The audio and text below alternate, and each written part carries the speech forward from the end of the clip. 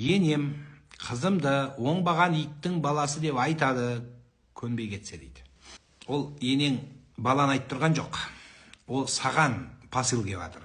Сенде мәселе бар деген сөз. Айтса түзел, ештеңе жоқ. Айтады, үлкен кісінің аузы мен жабамыз ба, сен жабасың ба, мен жабам ба? Мүмкін қате шығар. Қате болса өзі жауап береді жаным. Сіздер алысатын нәрсемен алыссаңыздаршы, тағы да айтамын. Бізде енемен алыса бересіздер. Алыспаңыздар енемен. Сізде не, басқа проблема жоқ па не үйде? Күйеуіңмен алыс, кухнямен алыс, шкафпен алыс, комодпен алыс, холодильникпен алыс, міне толатын нәрсе. Білімізде талпын, кішкене тәлім алу, интернетте тола.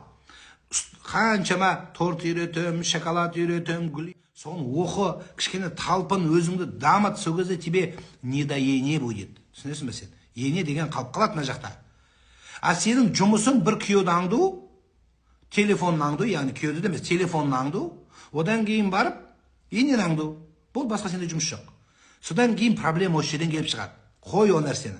Аллах Тағала жақсылықты, жамандықты жеңу үшін дейді, жаманшылықты жеңу үшін. Адам жақсылыққа ұмтыла беру керек. Жаманшылық өзі кетеді.